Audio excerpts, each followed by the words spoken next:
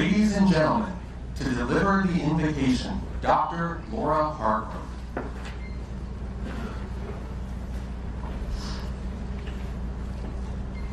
Let us draw nigh to the one who is the source of our strength and the strength of our lives, and let us pray.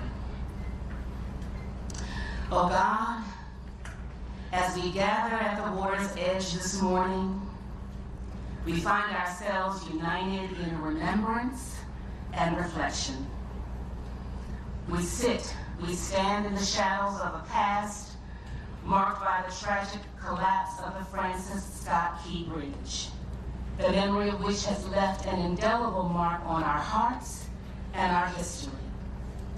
In the solemnity of this moment, we invoke your presence as we honor those whose lives have been forever changed, as we acknowledge their pain, but also the possibilities that rest in the hands of the one who can make a way out of no way, even 1 year later. There are many reasons why we have gathered today. We came to pay homage to the ones who paid the ultimate price of their lives on that fateful day.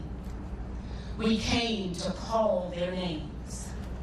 We came to call Alejandro's name. We came to call Carlos's name. We came to call Jose's name, or we came to call the names. We came to call Miguel and Maynor and Leah.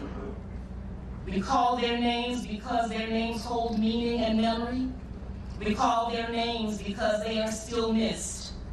We call their names because they are still loved, and we call their names because they are still remembered.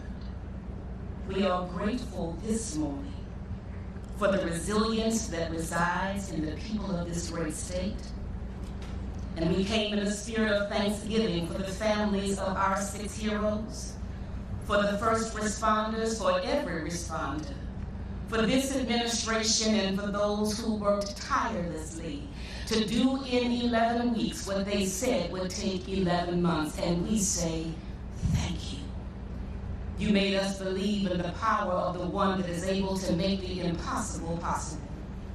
For our esteemed Governor Westmore, who led the way with tenacity, and Lieutenant Governor Aruna K. Miller for standing in the gap, thank you. We have come to give thanks for every deed, seen and unseen, every kind word and listening ear, known and unknown, for every human and every holy act of grace that has brought us safe thus far, and that same grace will lead us on. Amen.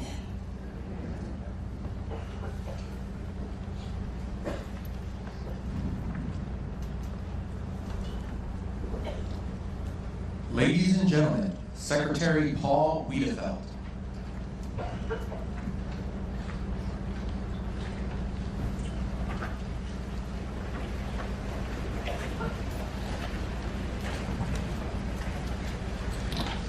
Good morning, everyone.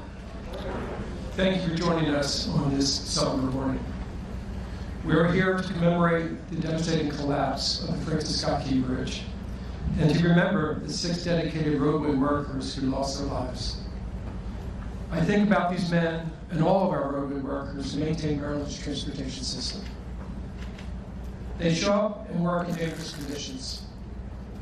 Our roadway workers deserve our utmost respect as they take risks and make sacrifices every single day to make our journey a little smoother. 1 year ago, many of us woke up to a phone call and the disbelief that the gateway to Baltimore was gone. It was clear from the wreckage blocking the shipping channel to the Port of Baltimore that the cleanup would take time and immense coordination. Lives and livelihoods would also be impacted. Looking back on those first 72 hours, so much was happening all at once. But thankfully, Maryland was extremely fortunate to have a leader with the experience to steer us through the crisis, with the strength, the confidence, and clear direction. Governor Moore kept us focused on the mission at hand while also thinking of the people who were impacted. We're also fortunate to have such a strong partnership with our federal, state, and local leaders who work in lockstep to ease the fears and provide best response.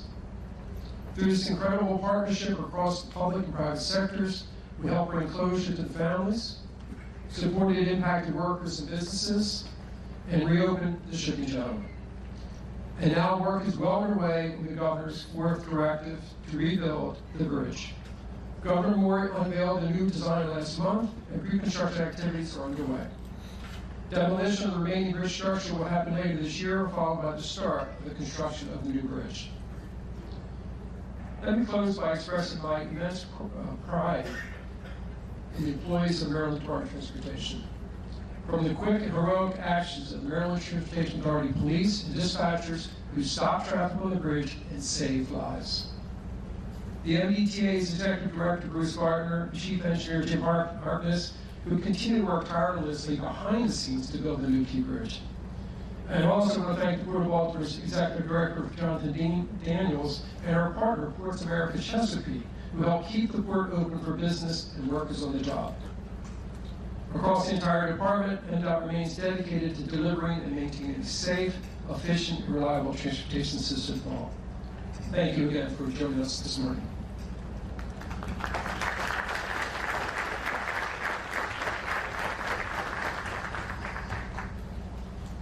Ladies and gentlemen, Governor Wes Moore.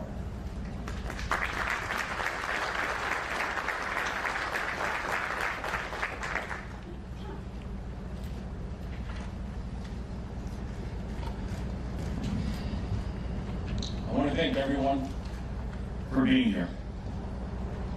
From the families, to our elected officials, to our first responders, to our military personnel, to our labor leaders, to our esteemed guests, including the Mexican ambassador.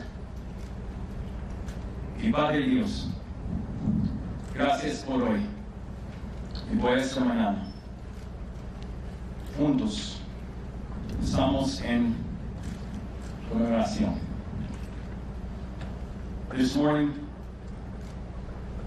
we gather back to where we started, in the same place, at the same time. And even though the scene looks different, our memories are engraved. We remember the cold morning in March that changed our state forever. And we remember the tears that we shed and the uncertainty that we all felt. We remember looking out and seeing a deeply painful and unfamiliar sight. That a fixture of the Baltimore skyline and the Baltimore spirit, that parts of it were now laying on top of a ship, the length of 3 football fields. We remember the heartbreak that we felt to learn that 6 remarkable Marylanders who had been working while we slept, 6 patriots who endured the rattling of cars and trucks so the rest of us could be safe, that they were now unaccounted for. What happened on March 26, 2024 is and will always be a tragedy beyond words. And to the families of the victims that are with us today, there is little that I can say to truly be the balm for the pain that you feel. But I hope that you know that the prayers that we shared that morning, they were sincere. And I hope that you know that the promises that we made, we intend to keep. But the 6 victims of the Key Bridge collapse, they should be here right now. Leonor Graciela Suazo Sandoval should be here. Miguel Angel Luna Gonzalez should be here. Jose Minor Lopez should be here. Alejandro Hernandez Fuentes should be here. Dorian Castillo Cabrera should be here. Carlos Daniel Hernandez should be here. We continue to pray for them and their loved ones. No pasa un día sin que estemos pensados en todos ustedes. Los vemos, estamos con todos ustedes y cuentan con todo nuestro apoyo, ahora y siempre. But we don't just look back on March 26th and remember the horror, we also remember the heroism. Because in the face of one of the worst tragedies in our state's history, Marylanders did what we always do. Marylanders stepped up. Our first responders, who didn't ask who was on the bridge before they dove into the water. Our firefighters, who didn't demand specifics before they rushed to the scene. Our officers who didn't ask for instructions before they put their bodies in the way of traffic to keep drivers from meeting a fatal journey in the black of night. Our service members, our Coast Guard, our Army Corps of Engineers, Navy SEALs, who didn't ask who was in trouble before they kissed their loved ones goodbye and traveled to Baltimore to do their duty.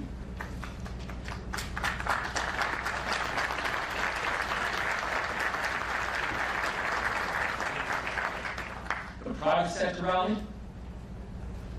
the General Assembly rallied, leaders at local and state and federal levels rallied, our unified command rallied. We laid out 4 objectives that morning. And together, and with God's grace, we brought closure to the families, supported our people, and cleared the channel in 11 weeks when people said it would take 11 months. There were no guarantees that we would succeed. But that was not going to stop us in getting the work done. The steel was so mangled that one small misstep could set us back weeks or months. The debris was so sharp and so difficult to navigate that every single rescue operation that took place ran the risk of incurring another casualty. The devastation was so vast that we didn't know whether we could ever reunite the families with the ones that they lost. The economic impacts were so wide-ranging that Marylanders might have not just seen their jobs disappear, but they might have seen their jobs never return. And one of the most important ports in this entire country had the risk of losing partners permanently. But we did not let the what if stop us from doing our work and from staying the course. We led with humanity. We set big goals, and we put together a plan to achieve them. And we stayed united, always, and led from the front. I believe that is what it means to be Maryland tough and Baltimore strong.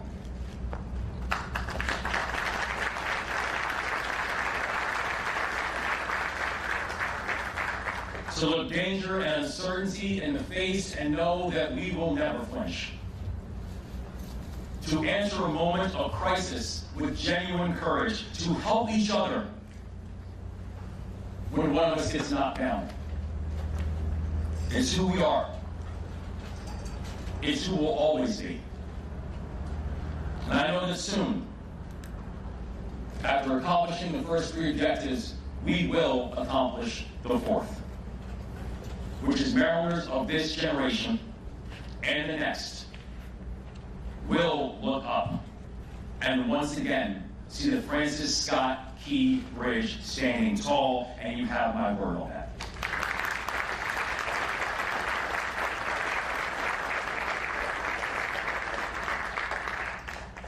May God continue to watch over our victims and their families and our team and this great state. God bless you all.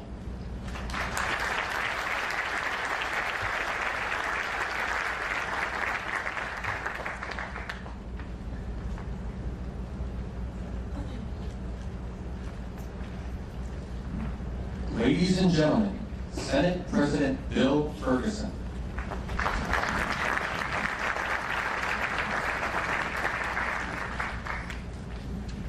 Good morning. Mr. Governor, I have to admit I am more emotional than I expected this morning. Pulling up today and seeing the span immediately took me back to that moment in a way that I cannot even fathom the families of the victims of this horrible tragedy are feeling. Your loss is truly unimaginable, and I just want to say thank you for being here to remember your loved ones in a way that is impossible to describe, and I can only imagine how this past year has been. And I do want you to know, from the perspective of the General Assembly and the Senate of Maryland, we are truly here for you through this year and through the months and years ahead. This tragedy is overwhelming, and we sympathize with you every day. I remember a year ago standing on just the banks and seeing this horrific tragedy and immediately thinking of those who had been affected and thinking, how do we move forward from this? How do we not get stuck in a moment of paralysis? And I think of saying that former President Barack Obama said, that when things seem the most hopeless, the next thing you have to do is just act. You just have to do one next thing. Find hope with one next action. And you know what I realized? Was that it was already happening. By 6:30 in the morning, our first responders were already in the water. Our firefighters had units from across the entire region out, ready to continue the rebuild and recovery. We had the Coast Guard, the Corps of Engineers, across local government, state government, federal government. We had heroes stepping up within minutes. In the deepest of tragedies, we share a common bond of the horror of pain, of human suffering. But there's also the other side. The other side is the common belief in love and a hopeful future. And when I sit here today in front of that span, and I look out into the audience of these incredible leaders and first responders, I hearken to that moment of hope where it became clear that this is going to be a moment that defines us. When people were acting, no one asked what political party they were from. No one asked where they grew up. No one asked what race they were. They showed up and did the job. And at a time when people have questions about government and our ability to do the right thing, to help people, this last year has been proof that we are better together to rebuild and to define a common purpose for the future. I want to thank each and every one of you for your impact. You are here today because you recognize that in the deepest of pain, that is the moment of the phoenix and rising, where we find our strength and our core humanity together. From the bottom of my heart, on behalf of the Maryland Senate, on behalf of the General Assembly, I want to thank each and every one of you for your continued impact and your belief in who we are as Marylanders, those who know that together we are unstoppable. Thank you.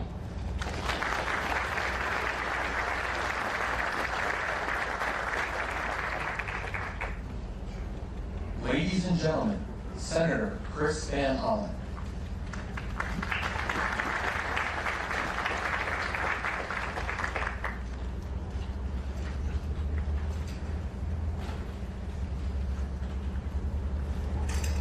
We all remember where we were when we learned that the Key Bridge fell.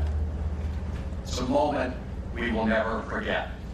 because the collapse of the Key Bridge was a local tragedy, it was a national tragedy, it was an international tragedy. It was a tragedy that was felt around the world. First and foremost, it was a human tragedy. We lost 6 beautiful souls who were working the overnight shift. Each had loved ones who were joining us today who depended on them.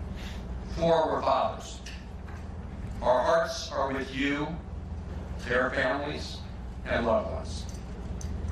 We know that 1 year passing does not lessen your grief. And this anniversary must be an especially difficult time.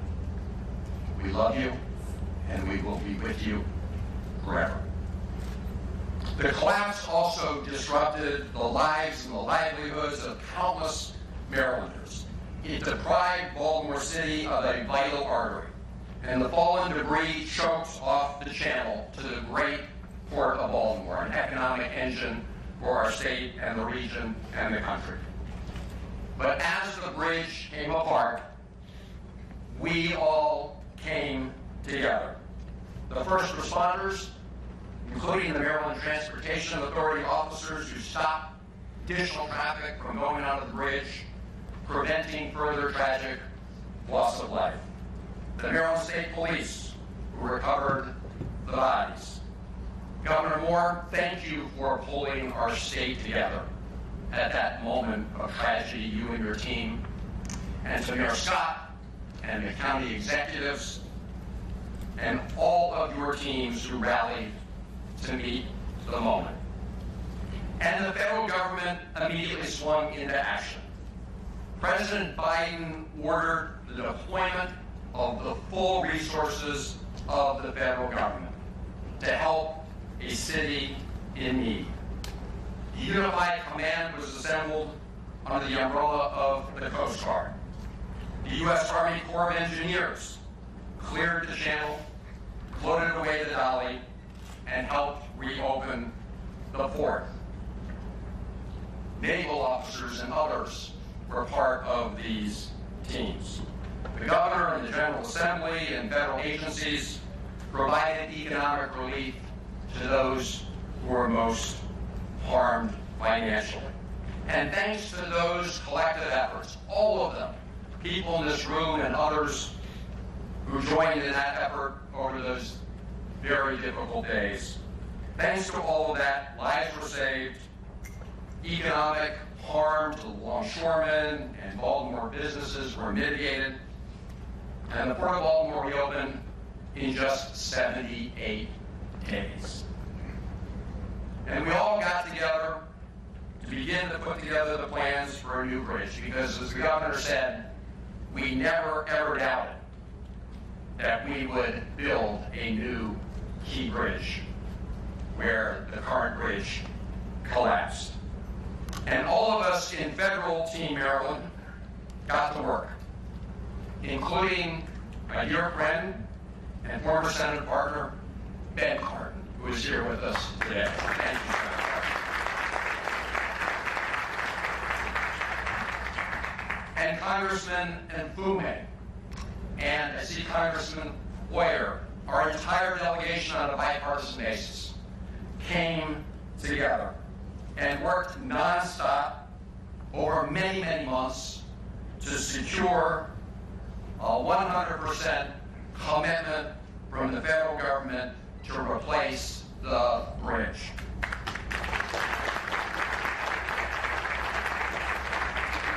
And last night, on the floor of the United States Senate, my new partner in the Senate, Senator Ulster Brooks, and I thanked our colleagues from around the country because they did what we would hope every American would do at a time of need. They stepped up to help a great city and a great state.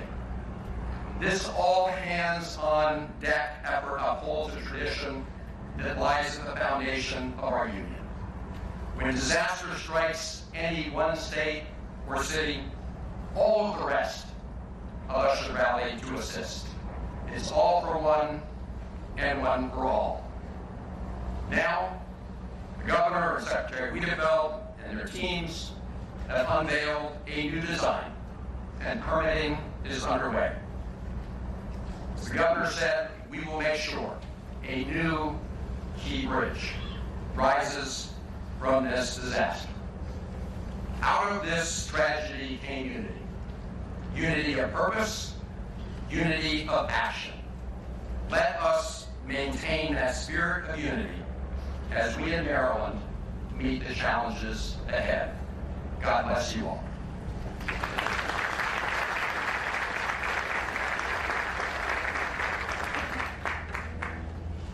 Ladies and gentlemen, Congressman Paisi Mfume.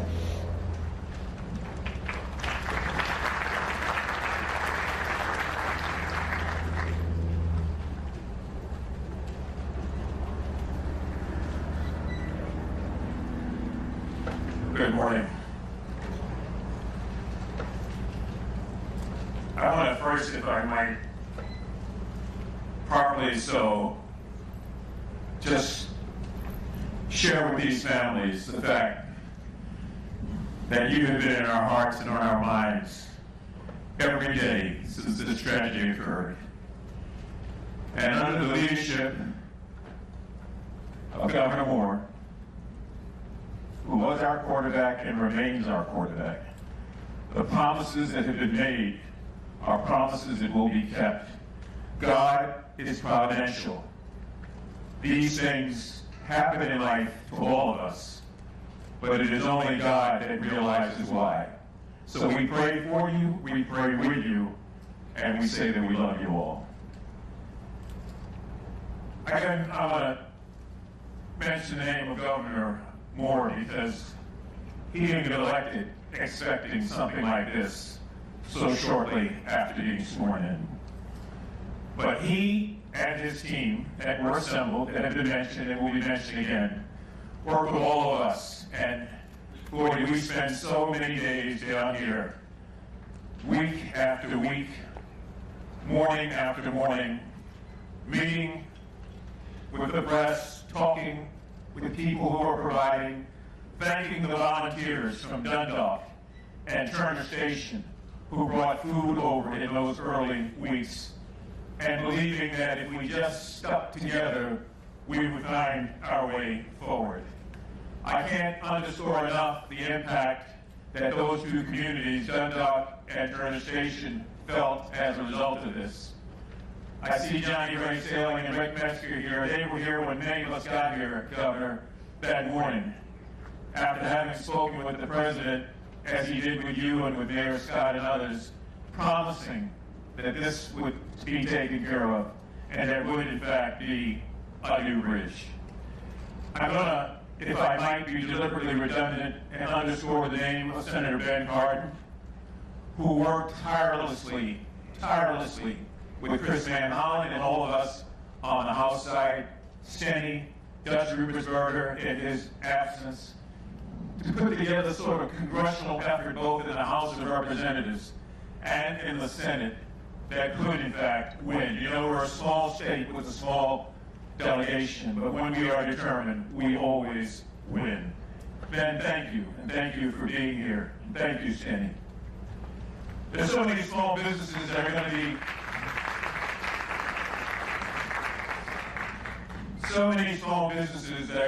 to be meeting later today. That impact cannot be underscored enough. The truckers, people who carried the food, the international longshoremen, Local 33, Scott Cowan, and all those men and women that we met with on the docks day after day after day to try to figure out how commerce would start up again. Gwen Williamson and all the many people who worked 20 and 30 years at the port, none of whom knew what was going to happen.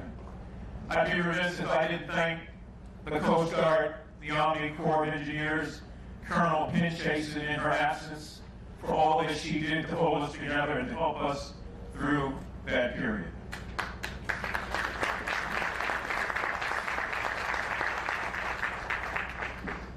Mayor Scott to his credit, put so much into this effort to keep the city of Baltimore and the county of Baltimore lockstep. He and Johnny O at the time were here every day doing that. This bridge connected two different communities. And having grown up here as a child, remembering what it was like when there was nothing in the water but water, I can't begin to tell you the amount of pride that people took. In 1971, when there was a decision to build this bridge, it was an argument whether it should be a bridge or a tunnel. It ended up being the bridge, and we, since that time, looked at it as a great arching steel cathedral over these two communities that meant hope, that meant transportation, that meant access. And people grew up here every day after that, watching the sun kiss the steel beams because it went up so high, believing that it was their cathedral and would be there forever. So we all obviously mourn the loss of the bridge and what it meant. But what it means today is that hope is anew. It means that when you do stay together and work together, you stay together, you win together. And it means soon, and very soon, we will have the continuation of this story. Because that day when we met here, it was just like this, cold, windy, but overcast. Today it's cold and windy, but the sun is out. And the sun is a great reminder of the bright things that are before all of us as we stay together as two communities. God bless you, and thank all of you for all you've done to get us to this point.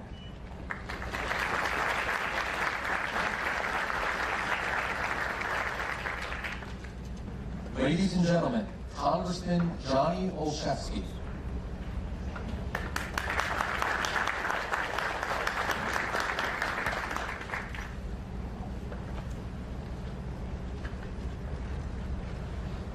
Good morning. Whether you lived here before, live here now, you work here, welcome to our home. Along with so many others, I had the privilege of growing up and living today in the shadow of this bridge. We fished under it. We celebrated getting our driver's license by driving over the bridge. We had murals of it in our bars. We put it on our sports uniforms. It was our cathedral in the sky. It's part of who I am. It's part of who this community is. And 1 year ago, we lost an iconic symbol of connection. One that not only connected us, but supported the livelihood of countless residents, our dock workers, truck drivers, small business owners, and more. It's difficult to fully explain the absence of the Francis Scott Key Bridge to anyone not from here. But in that moment, and in that experience, we were reminded that we were connected in ways that can never be broken by disaster. We were connected immediately to the families of those brave men who were serving us. And today we remember Alejandro, Carlos, Miguel, Dorlinian, Menor, Jose. We remember them and we thank them for their service to our community and their love for their families. We were reminded how we were connected to our first responders. We jumped in the water, stopped the traffic, didn't ask questions, just served. We were reminded how we were connected to our government when we saw Governor Moore step forward and lead, when President Biden offered the full support of our federal government, and we saw the Navy, the Army, and countless other agencies come together to move us forward. We were reminded how interconnected we were as a region, and I had the privilege of serving alongside Mayor Scott, County Executive Pittman, our federal delegation, and so many others. And so we came together. We came together once a year ago, And we come together today with a commitment to come back and be even better and stronger, taking the lessons and the memories of 1 year ago with us. We all have a stake in the future of this community. We have a stake in the future of supporting our families, and we have a stake in building this bridge. This is bigger than Baltimore. This is bigger than Maryland. I'm so proud to be part of so many in this place and in this space. I promise in this new role, I will carry forward the lessons of being alongside you, and we will get this done. Together, we will rise from this, literally and figuratively, building a bridge to the future. This experience has reflected our resilience and our love for each other, and may those lessons and memories carry us forward in the work ahead.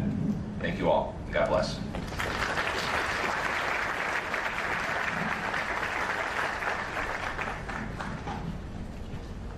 And now, a musical selection by the Baltimore Symphony Orchestra.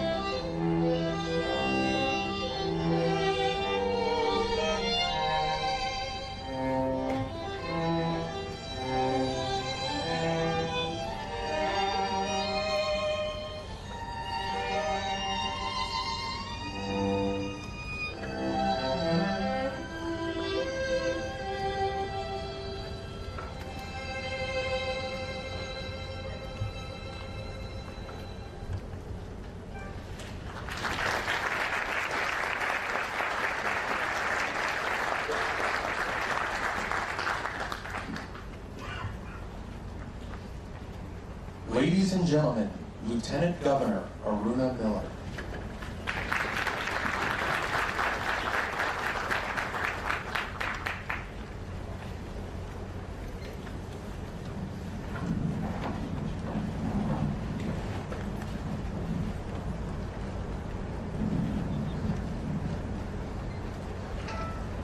Thank you to the BSO for that beautiful music that you just played. You warmed all our souls here. Thank you. There are days that divide time, before and after. Days that shake us, inspire us, and reveal who we really are. March 26, 2024, drew a line in time. It was a day of heartbreak, courage, and a day that changed all our timelines. We gather here today to reflect and to move forward with purpose. And we mark 1 year since the Key Bridge collapse. To the families who lost their loved ones, there's nothing I can say that could make this day easier. But I hope being here together reminds you your loss is not invisible. Your grief is not carried alone. And your loved ones helped build this community. They shaped its story. They shaped our story. And while they may no longer walk amongst us, may they rest in peace, and may they live through each and every single one of you. To Julio Cervantes Sagres, the sole survivor of the collapse, you are the light that shines through the darkness that you endured. We pray for your continued strength and for your heart to heal.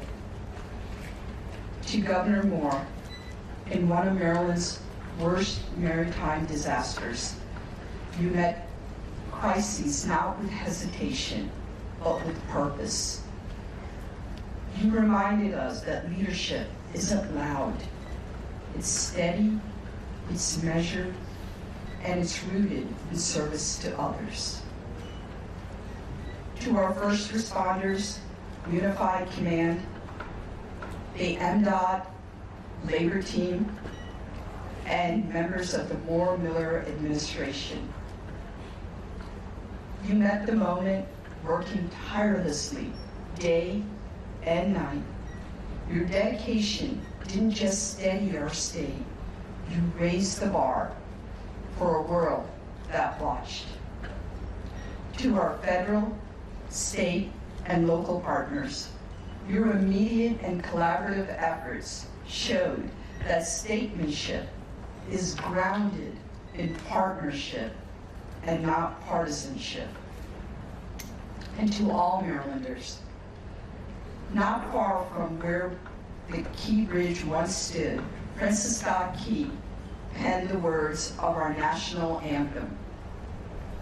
Born from a night of hardship, lifted by the promise of a new dawn.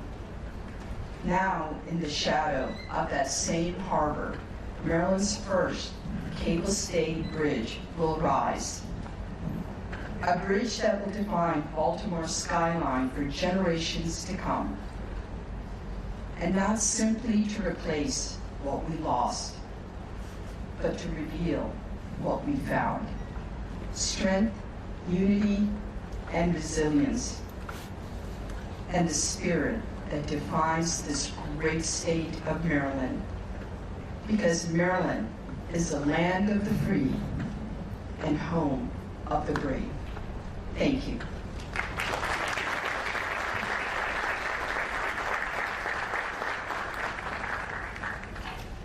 Ladies and gentlemen, U.S. Coast Guard Rear Admiral Shannon Gilreath.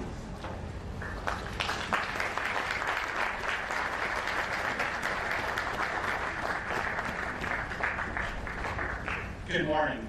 I have the great honor today to speak on behalf of the first responders to this response. I want to start by acknowledging the families. Colonel Pinchason said it way better than I can today, but our thoughts, prayers, and condolences are with you, especially during this week. To Governor Moore, to Secretary Wiedefeld, to Mayor Scott, and all of our senators and congressmen and state elected officials and county elected officials and city officials and your staffs, thank you for the tremendous support you provided Unified Command during this response. Coming together in a bipartisan way to support the Unified Command, to visit the members of the Unified Command, to see what they were doing, to understand the work that they were accomplishing. We truly appreciate what you did. We also appreciate what you did that we couldn't do.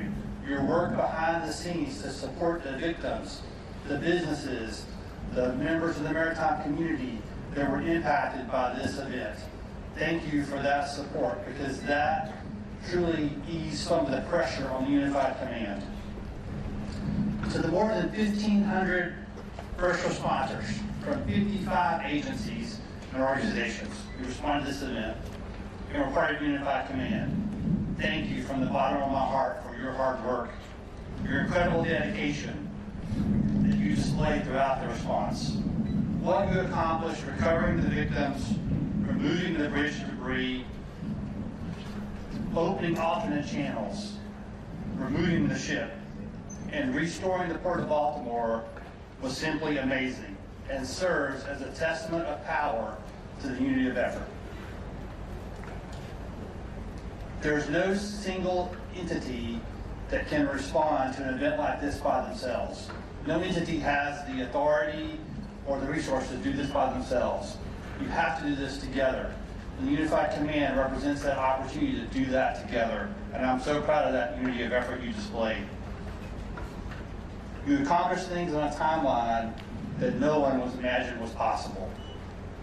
You removed thousands of tons of steel and concrete from the waterway and recovered the victims and reopened the Port of Baltimore in a time that no one thought was imaginable. I want to say a special thank you to a handful of individuals who worked tirelessly within Unified Command. They truly led their organizations. These are the real heroes of the Unified Command. Captain Dave O'Connell of the Coast Guard, Colonel S.D. Pinchason of the Army Corps of Engineers, Jeff Donahue of the Maryland Department of Environment, Jim Harkness of the Maryland Transportation Authority, Colonel Roland Butler of the Maryland State Police, and Chris James of the O'Briens. Your leadership, dedication, and willingness to work with others modeled the unity of effort that we so much needed. I truly appreciate everything you did. And there's one other individual who worked with inside the Unified Command that I must recognize, and that's Mr. Paul Hankins from Navy Supervisor Salvage. I see you out there, Paul. Paul, the work that you did with the salvers and the divers to coordinate those efforts truly made a difference. Governor Scott, or Governor Moore, Lieutenant Governor Miller, thank you for your individual leadership during this response. Thank you for the amount of time that you spent inside the Unified Command, visiting with people, walking the floor, getting out on the small boats to see the conditions they were working in. Thank you for that unqualifying support and the love you showed those members of that team. And thank you particularly for your emphasis on safety, as not a single first responder was hurt during this event, and that's a testament to your leadership.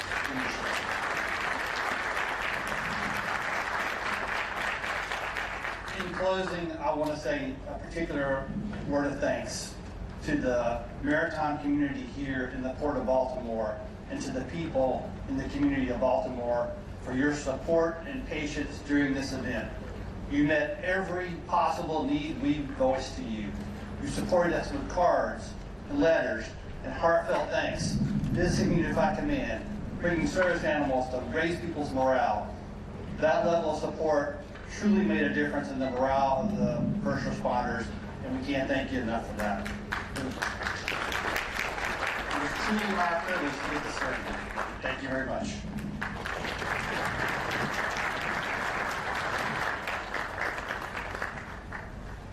Ladies and gentlemen, Baltimore County Executive Kathy Klausmeyer.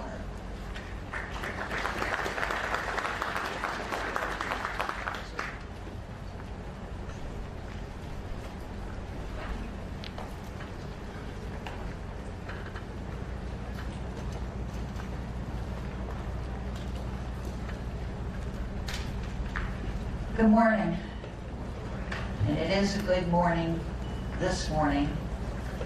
Last year it wasn't, but we're here to continue and think about what's ahead of us in the next few years. I first want to say my condolences are with all of those that have passed on the bridge and their families. My thoughts and prayers are with you all. I want to thank Governor Wes Moore for being here and pulling everyone together. And I just have a few words that I just want to read. I'm the newbie on the block. That's all I kept thinking today, because I was sitting in Annapolis with my colleagues that morning, and I think someone said Senator Salling is here and Delegate Metzger. And Senator Salling got up and he started to speak, and you could have heard a pin drop because it was such an event that of horror, and just we were all speechless. But I just am grateful that we're all here today, and I want to thank Governor Wes Moore for gathering us and for his continued efforts to help our region recover. Thank you as well to all our federal, state, and local community partners. And I just want to say, I was with County Executive Olszewski just the day before this happened, and my heart went out to him the next day when it happened. It was just so unbelievable to think about. And as I said, it was he and the mayor and the county executive Pittman that I kept thinking of because of the connection of the bridge. Together we are emerging from this disaster stronger and more resilient than before. We still have many steps ahead of us, but we are recovering thanks to our community and our partners. So thank you to all for all the efforts, and please continue to keep everyone affected by this disaster in your prayers, and let's move forward as we go along. So thank you very much.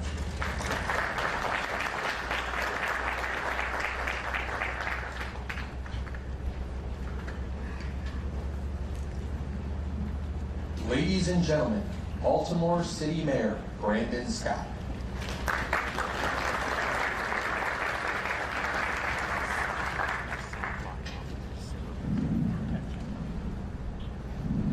Good morning. This morning, I am grateful to be here this morning, surrounded by so many individuals who made up the original team that responded to this unthinkable tragedy.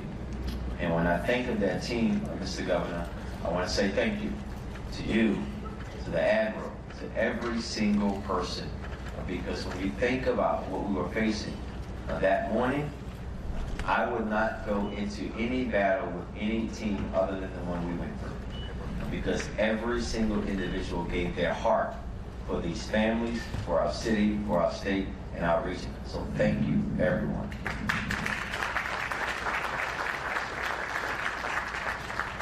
It is impossible for me this morning to not be reflective of the moment that I received that first call from our Fire Chief, James Wallace, who explained the situation as his team was already being dispatched as some of the first on the scene.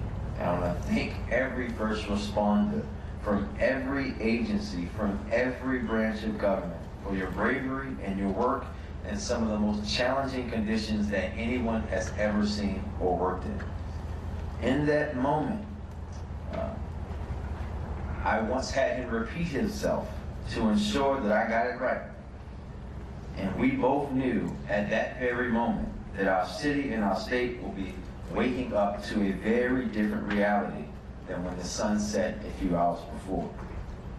As we spent those first few minutes and hours together across the water from here at Fort Armstead Park, city, state, and federal teams were already coming together. Everyone working on the scene shared that same priority, those men that we lost in the water. Sadly that day, I had to remind far too many casual observers that that's where our focus was and where it should remain. But I never had to remind those who were on the ground, risking their own lives and health to bring home to their families Alejandro, Dorlia, Baynor, Carlos, Miguel, and Jose. Families, we made the commitment then that this city and state would wrap our arms around you and stand alongside you and provide whatever support you needed for however long you may need it. We stand by that commitment today, and I'm honored that we had the opportunity to grieve together as we remember the men they were, not just the thing that happened to them. While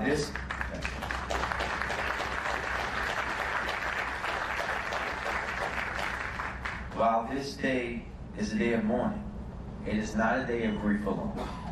It is a day to commemorate the strength, resilience, and that Baltimore grit that we showed the world in that moment. So many times in Baltimore's history, we faced setbacks or what some say were insurmountable challenges. But every single time in our history, we've overcome those challenges without a doubt. The partnership that helped us navigate through this crisis of this bridge collapse was yet another example in a long list of examples of how strong we can be when collective action brings us together. What I saw in the minutes, hours, days, and weeks following the key bridge collapse was an entire country unified in understanding and in action.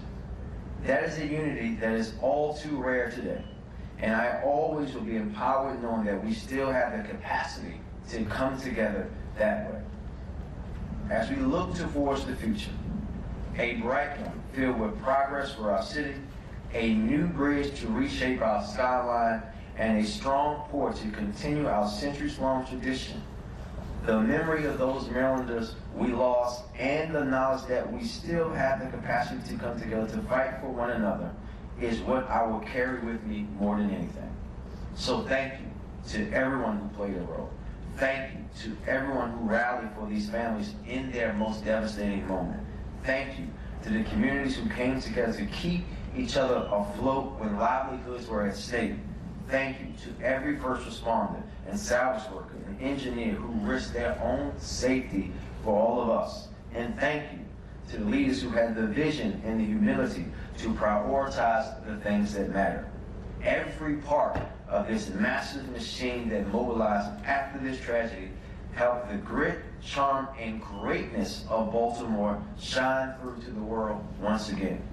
You proved, we have all proved together that Baltimore is always safe to bet on. Thank you very much.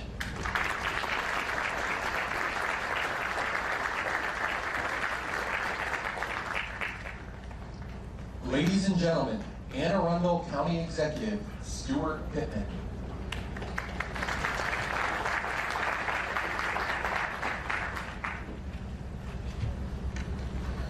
Morning.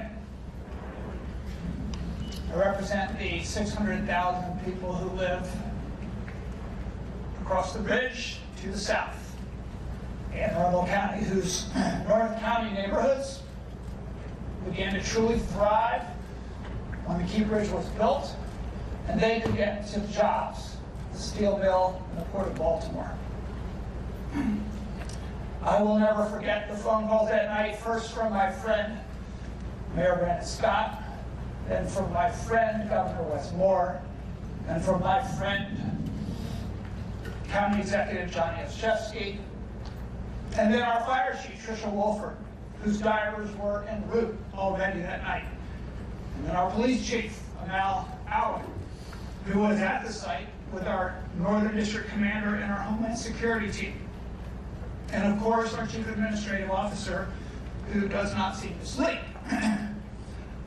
I mostly tried to stay out of the way as Governor Moore stepped up and showed the world that government works. The Coast Guard, Army Corps, State Transportation, State Police, all of the public servants at the federal, state, and local levels can do seemingly impossible things together to find and bring home to the families the bodies of beloved men who are working to improve the bridge that we depend on, and to clear the channel faster than anyone thought possible so that international trade could resume at the Port of Baltimore. I took pride in the way that our workforce development team, economic development team, and Social Security agencies stepped up to serve county residents whose livelihoods were threatened by closure of the port and the loss of the bridge.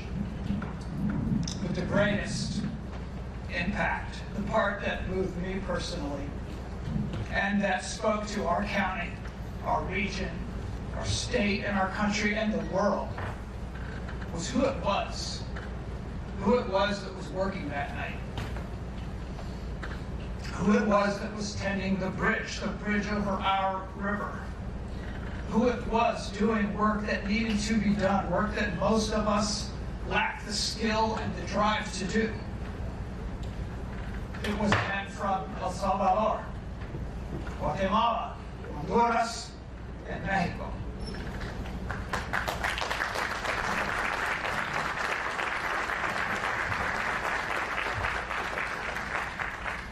Each one of them had crossed our southern border looking for a better life for their families. Each one of them was on that bridge making life better for the people who live here, better for Marylanders, better for Americans. They didn't choose to sacrifice their lives for our country, for our bridge, but our country noticed that they did. Our country needed to see that. Miguel Angel Luna lived in Glen Burnie, in the northern part of Anne Arundel County. His extraordinary wife, Maria del Carmen, runs a small business selling delicious food out of a food truck, Salvadoran food. I spent May 11th last year at Miguel's memorial service and burial. I felt the love and the strength of los salvadoreños que viven en nuestro condado. Their culture, their community, their love makes us stronger. Quiero decir a todas las familias que están aquí hoy, te queremos aquí. Tú haces que nuestra comunidad sea mejor. Y también, el pueblo unido jamás será vencido. The people united will never be defeated.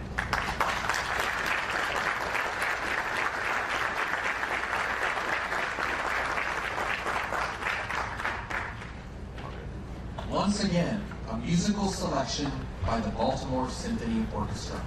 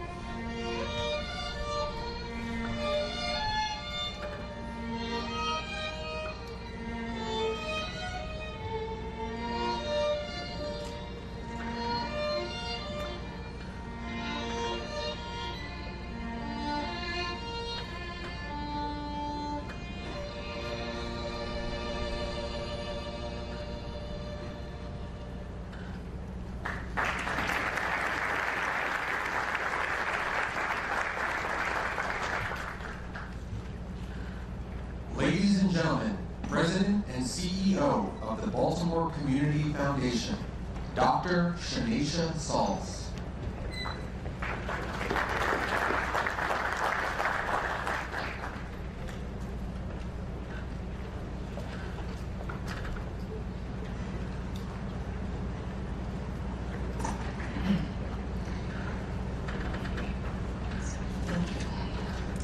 Today, we remember and honor the human faces and resolve born of tragedy.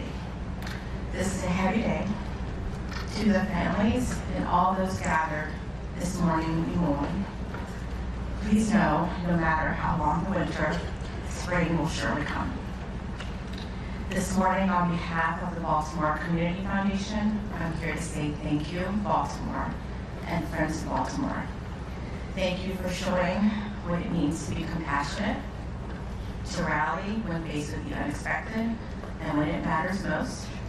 And thank you to Governor Moore, Mayor Scott, our county executives, Lieutenant Governor Miller, for showing us what it means to have mission-driven leadership and partnership.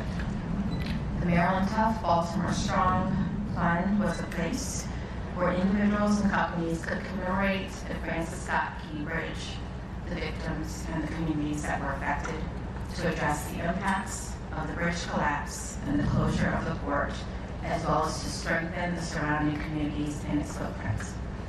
That generosity raised $16 million from over 550 individuals and companies. And I'm pleased to share with you today that 100% of those dollars have been committed to dozens of credible and worthy partners covering one of four purposes.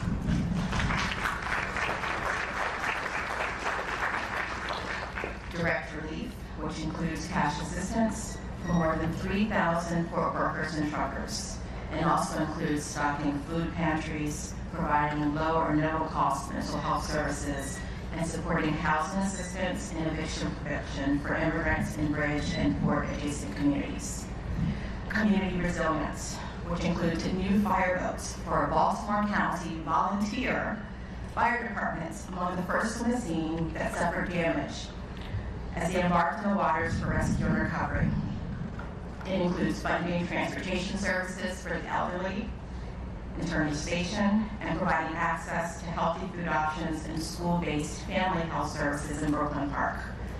Recovery for small businesses, grants for technical assistance planning for businesses in key bridge communities, facade improvements in Curtis Bay and Brooklyn Park, and a direct grant program to affected small businesses in the Tri-County area. And finally, remembrance. These efforts fund the collection of oral histories of the victims, families, and workers impacted by the collapse, as well as an upcoming permanent exhibition at the Baltimore Museum of Industry, memorializing the victims and impacts of the bridge collapse while preserving the bridge's significance to Baltimore's economy, maritime industries, and the region's workforce. So I say again, thank you, Baltimore. Thank you for responding, for rebuilding, for supporting, and above all, for remembering. And thank you for working together to build a Baltimore that boasts a growing economy where all have the opportunities to thrive.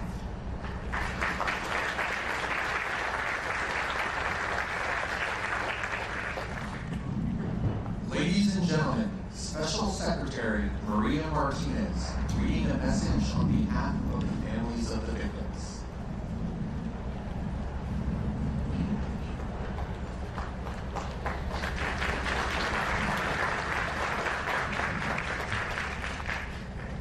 Good morning, everyone. Buenos días, las amigas. If I may, the family has asked for just a moment of silence.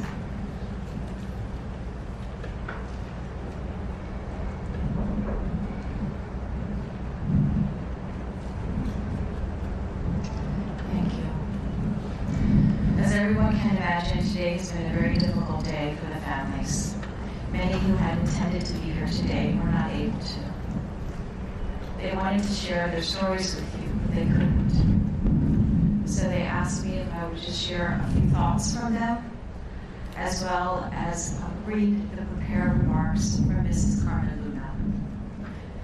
On behalf of the families, they wanted to express their immense gratitude to Governor Moore, Lieutenant Governor Miller, and all of those involved in recovering and bringing their loved ones back home for keeping their promise. Lieutenant Governor Miller, they have a special message for you as well. They are very grateful to you because they saw you at each and every service. You were there to console them, hold their hands, and they are forever indebted for your kindness.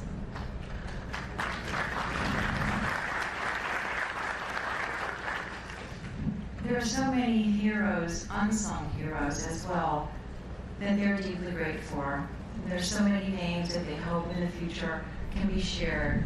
And there's people that they don't even know that supported them, and they want to make sure that they know that they're forever grateful to them as well. I will read the prepared remarks of Mrs. Luna. She asked to please forgive her. She had intended to be here. She's a very strong woman, but today was incredibly difficult for her, and she's reflecting and being with her husband in spirit in this time. It is an honor to be here today, and I hope these words resonate with you with the same respect and empathy with which I speak them. My name is Maria del Carmen Luna Casillon, and I'm the wife of Miguel Angel Luna, one of the brave individuals who lost his life in the tragic collision at the Francis Scott Key Bridge in Baltimore while working to improve our state's infrastructure. Our 6 family members would still be alive today, and the Francis Scott Key Bridge would still exist as an iconic part of the Baltimore community, if not for the negligent and reckless operation of MV Dolly. Today I stand before you with a heart still wounded, but also filled with gratitude. I want to express my sincerest thanks not only on behalf, but not only on my behalf, but on behalf of my family, for all of those who supported us. We have received all the blessings and support from Governor Westmore's administration and from the community at large following this devastating tragedy. First, I would like to thank Governor Westmore from the bottom of my heart for keeping his word. They did not stop until our loved ones could rest in peace. Knowing that no effort was spared, that no hope was abandoned, and it has provided us with immense comfort in the midst of this profound pain. The governor's commitment and sensitivity throughout this process have been a beacon in the storm, guiding us toward a bit of peace when everything seemed dark. I also want to sincerely thank everyone for the creation of a scholarship fund. This gesture has not only provided material support, but also demonstrated that even in the darkest times, there are those who care about the future of our families, especially the future of our children. The vision of using education as a tool for rebuilding and healing has deeply touched our lives and gives us hope. I cannot fail to mention the solidarity of Baltimore and its team. The community's fundraising campaign has been a true testament to the love and compassion that unite us. Thanks to this help, we have been able to breathe a little easier, knowing that we have the necessary support until December of 2025. But while this support is a relief, today I dare to ask for something more.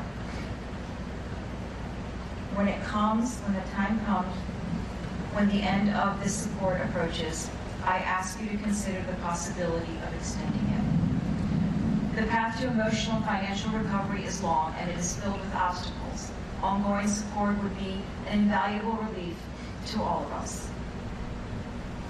Finally, I want to ask about something that pains me deeply, but is essential.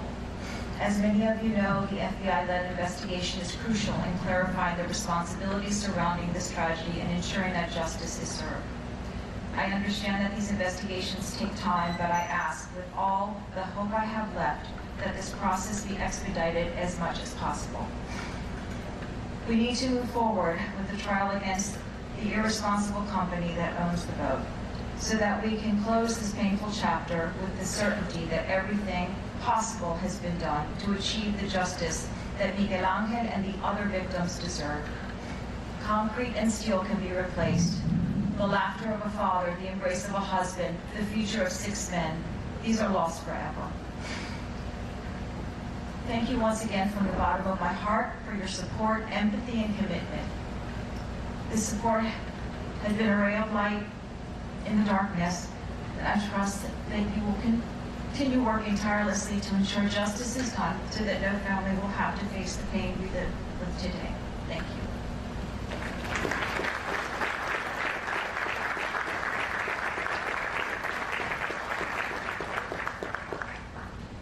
Ladies and gentlemen, to deliver the benediction, Maryland Transportation Authority Chaplain, Paula Thistle.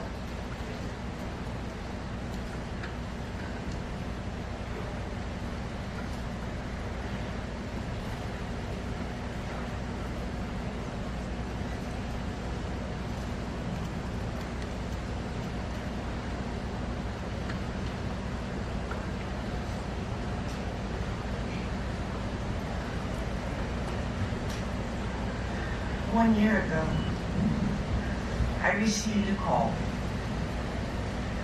that would change my life and the life of so many. But we came together in hope.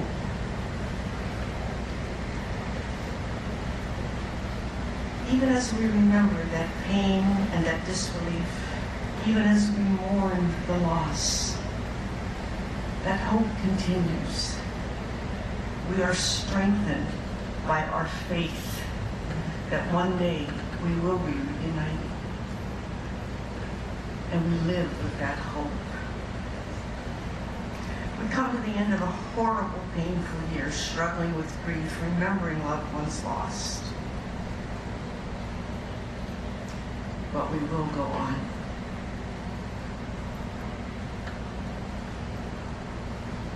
We pray. Oh God, our Creator, we give you thanks for those who lost their lives 1 year ago. We pray for them, and in their memory we go forward with strength and resilience. We know, O Lord, that your will has brought them safely home. And to those of us gathered here, go now into the world, continuing the path that God has set before you. May God's Spirit strengthen you in the wilderness. May God's love sustain you in every trial you face.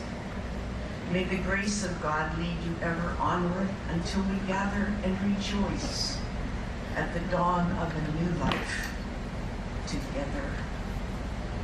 For we know that neither death, nor life, nor angels, nor rulers, nor things present or things to come will ever be able to separate us from the love of God. And with hope and strength, we look forward to that glorious day.